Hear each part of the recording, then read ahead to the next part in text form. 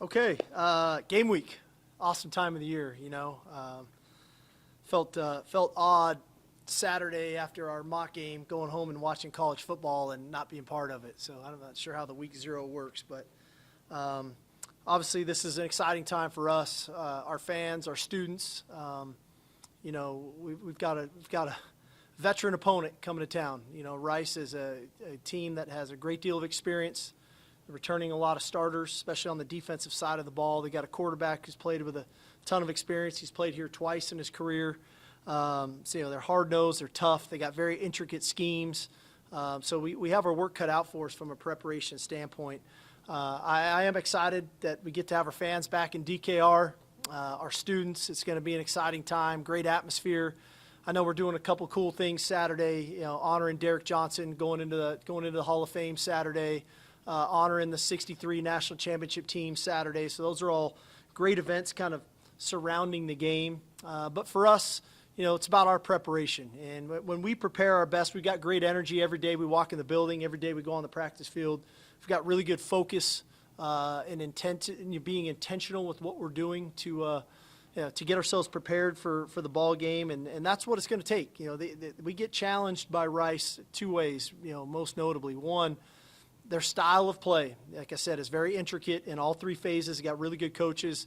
And then in which the way they play hard, they play tough.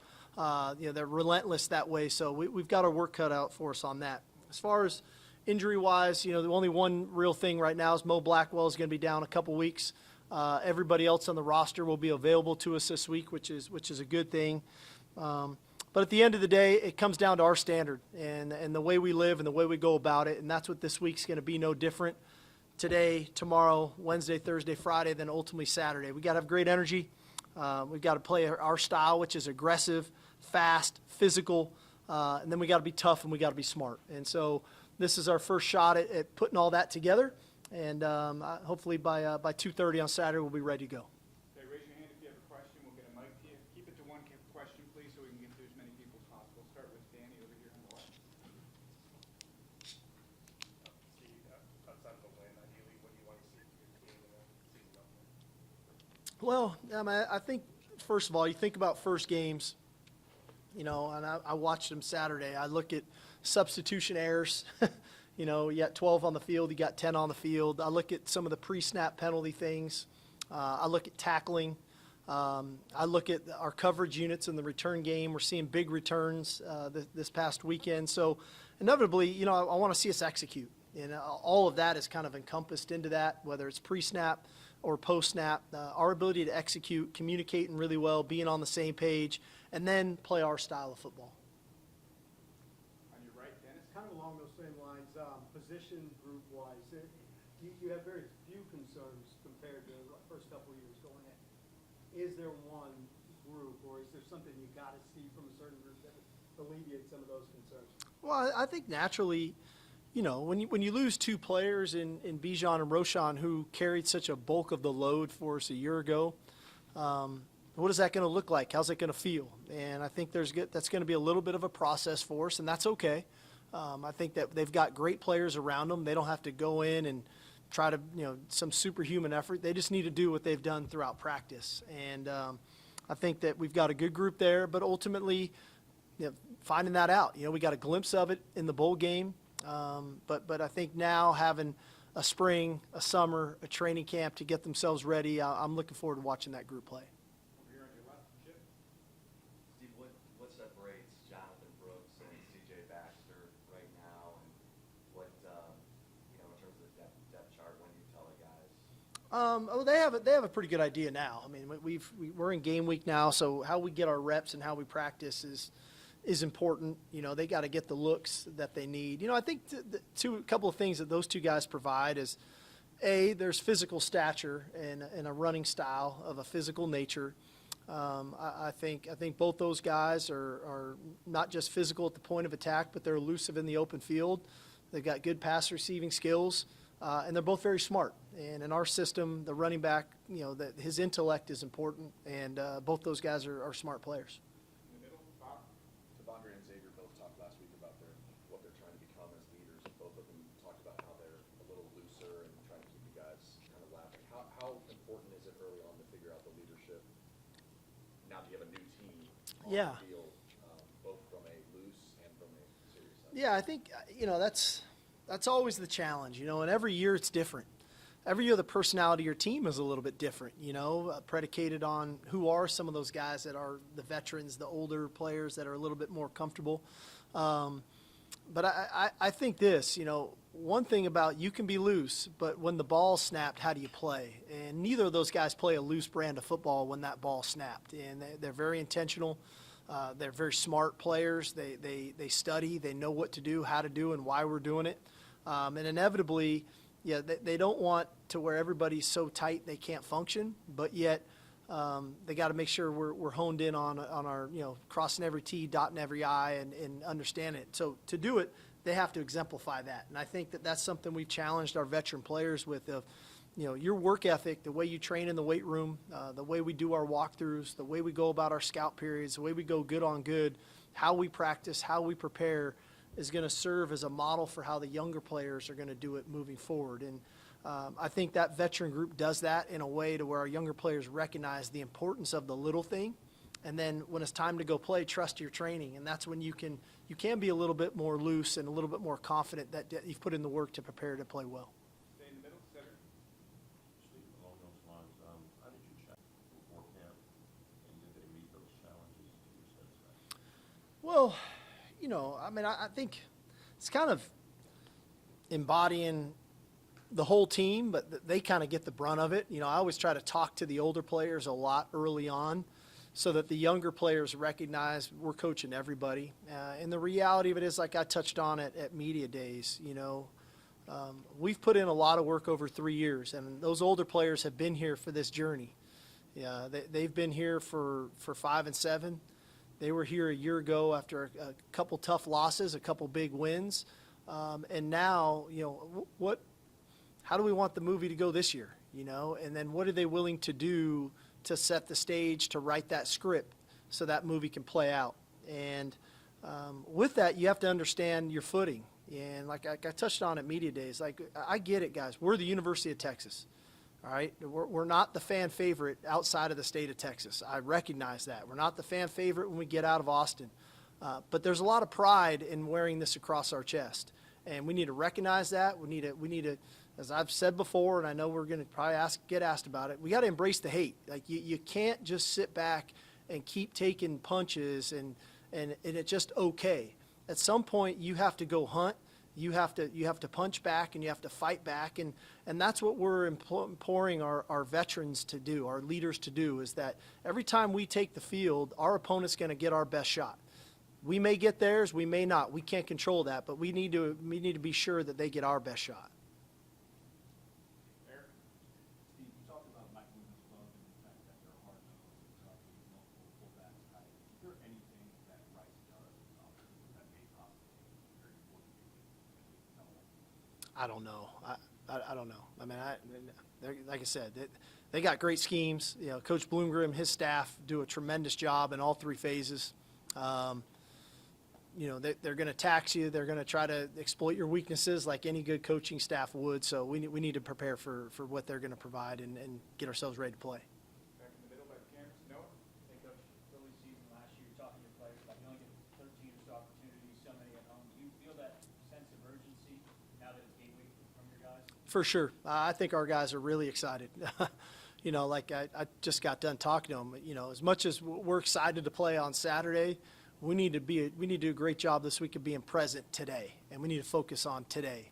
Saturday will come soon enough. We need to be present today, and we need to be taking in all the information today, and then go out and try to do it tomorrow. And so we're excited. Our guys have worked really hard. And so, ultimately, I want them to play really well. And so my job as a coach is to prepare them to play well, and them understanding, Saturday's a few days from now. So let's focus on where we're at. Let's be present today.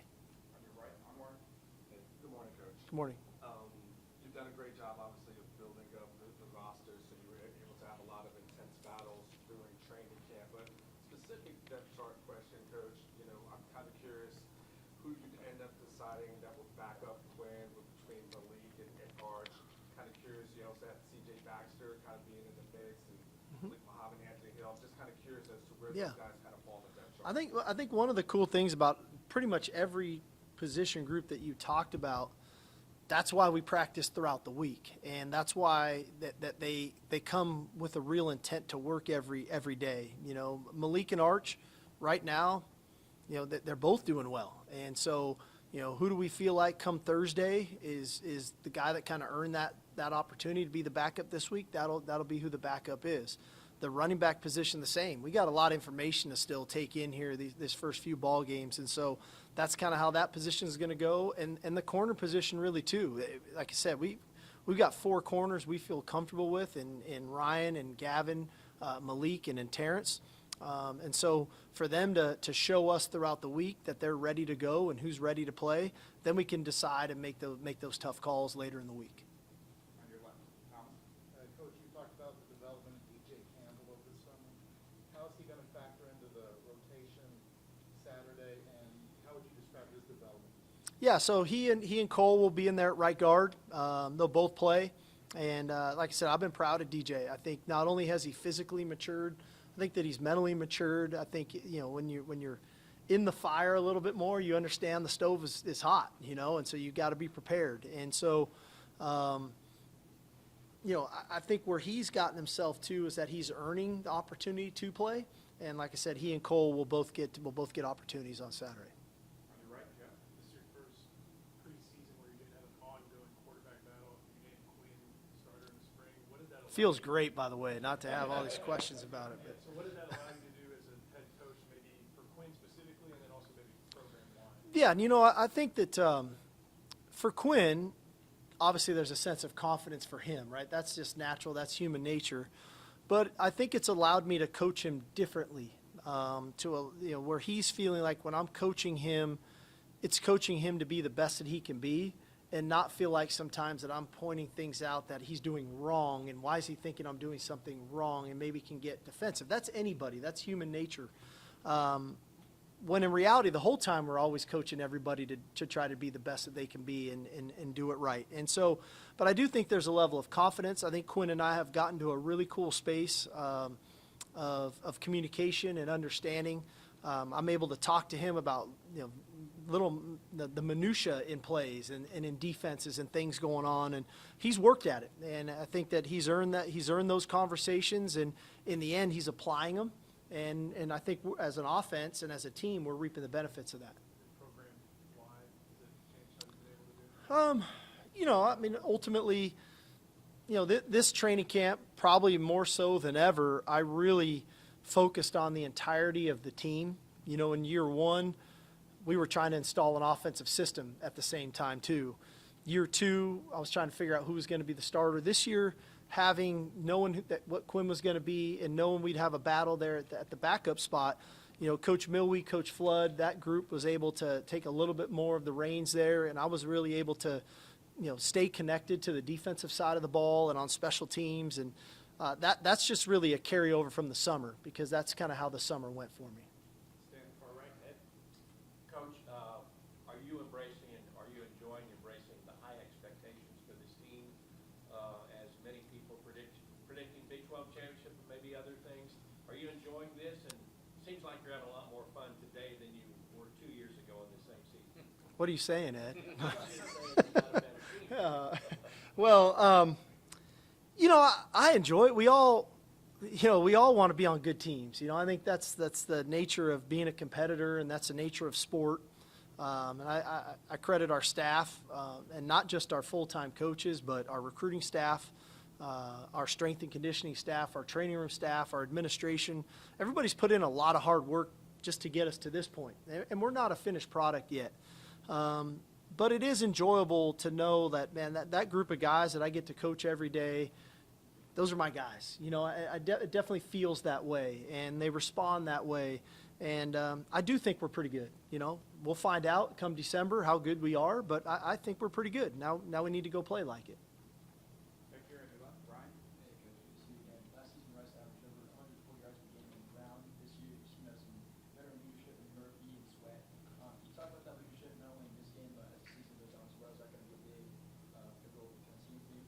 Yeah, I think so. I think from a leadership standpoint, a lot of leadership is about consistency in the way they go about their business, you know. And, you know, I don't know always that Byron Murphy needs a leadership from Sweat, or Sweat needs that leadership from Murph or Alfred Collins, whoever that is. But I know a lot of the younger players do.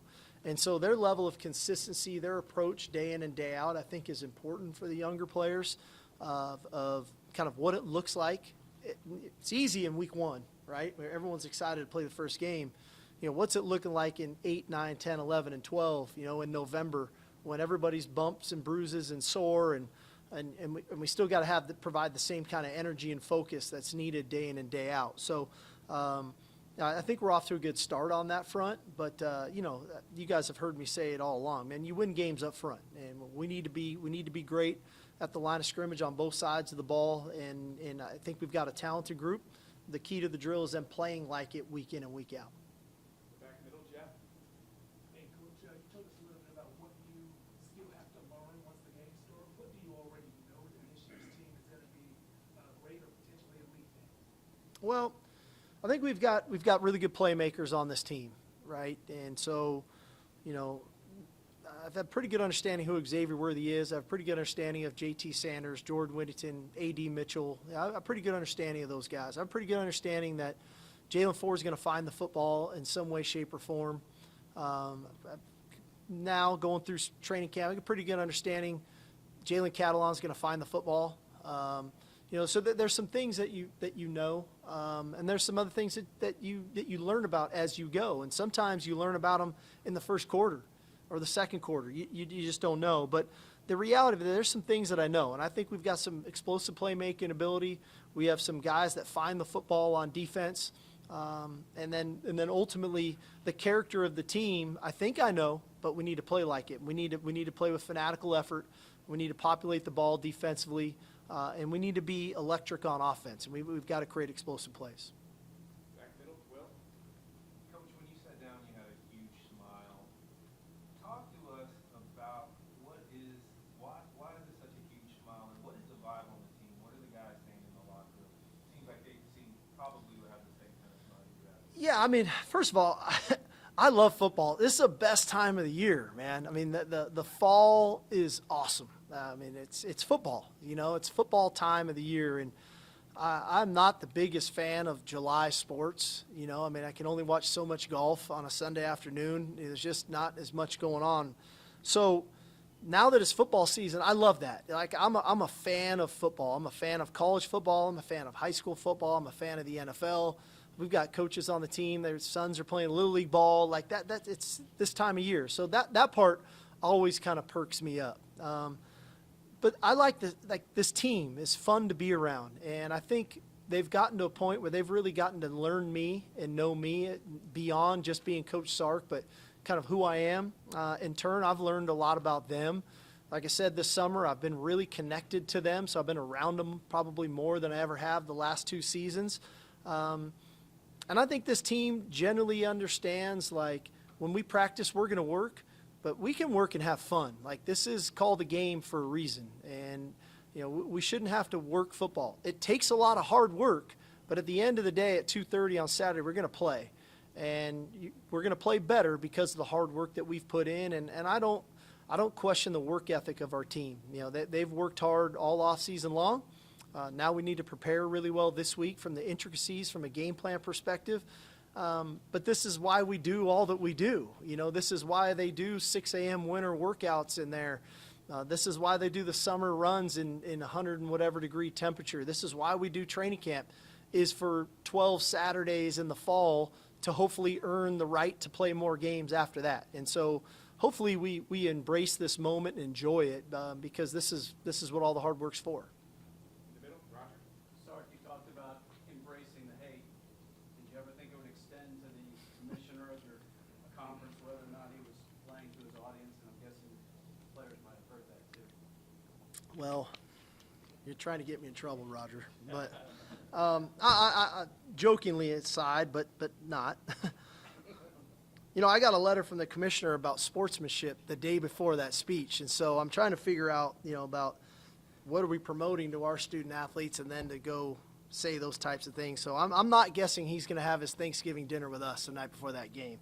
But the reality of it is, a lot's been made about that. A lot's been made about a T-shirt being made. Let's not make this more than it is, man. This is about us. We're focused on what we get to do and why we get to do it. We're proud to be part of the University of Texas, okay? We're proud to represent the burnt orange and white.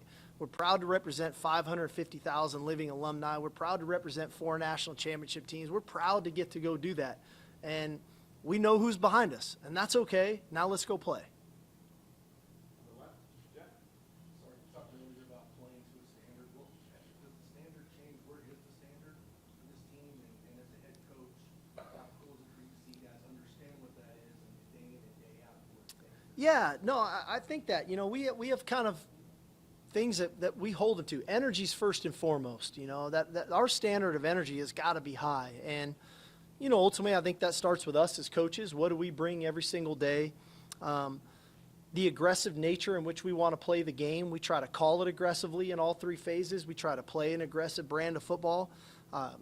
We want to be fast, and that's why we run the way that we run. If you ever ask our players how much we run in the summer, we want to be a fast football team. We want to be a physical football team. Yeah, we love running the football. We love populating the ball on defense and getting as many white hats as we can to the ball. We got to be tough, right? There takes a mental and physical toughness to play to the standard that we want to have. And then ultimately we want to be smart. We've put in a lot of work this fall camp on the special situations in the game. 2-minute, 4-minute, 3rd down, 4th down, backed up. Whatever that is, red zone, 3rd down, all those things. And so playing smart in those situations is part of our standard too. So I credit our coaches and I credit our players for believing in that standard and then trying to work towards what that standard looks like. Last one on your far left, Chip. Steve, what do you feel best about regarding this team? That we're a team. We really are. We're a team. And I think that we've got a great deal of connectivity, a great deal of love on this team. I think we've got a team that plays for one another. And that's the thing that I'm probably most excited about. Thanks, Coach. All right, guys. Thank you. This will be great.